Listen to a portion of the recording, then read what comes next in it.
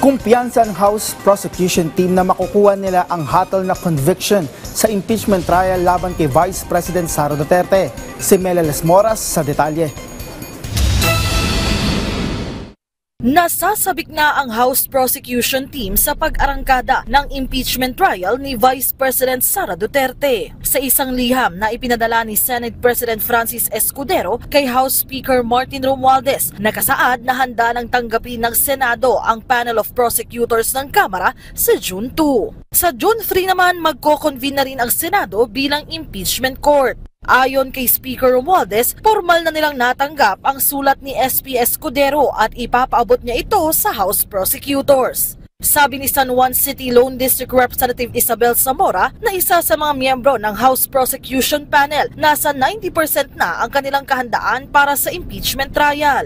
Bagamat maraming issue ngayon ukol sa impeachment, kumpiyansa silang makakamit nila ang hatol na conviction laban sa Vice Presidente.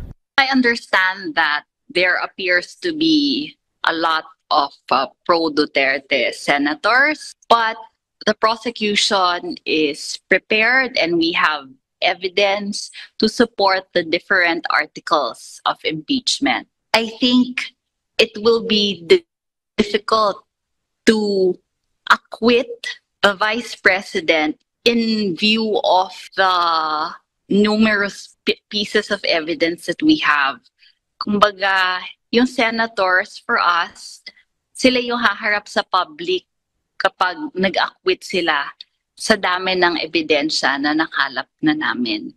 Para naman kay Senadora Nancy Binay, dapat ay maging handa rin ang prosekusyon ngayong marami-raming kaalyado si Duterte na makakapasok sa Senado. Bagamat naniniwala naman siyang pag-aaralang mabuti ng senator judges ang kaso.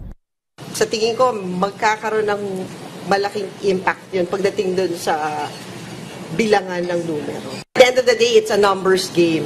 So, if you look at the incoming composition, medyo mas nakakalamang ngayon yung kaalyado ni VP Sara. Sa naging pulong ng House Prosecution Team, hindi pa muna isinama sina Congressman-elect Attorney Laila De Lima at Attorney Shel Jokno na una na ring pinangalanan na isasali sa prosekusyon. Kailangan muna kasi nilang formal na umupo bilang kongresista at idadaan sa sesyon ng Kamara ang pagtatalaga sa kanila sa bagong tungkulin. Mela Les Moras para sa Pambansang TV sa Bagong Pilipinas.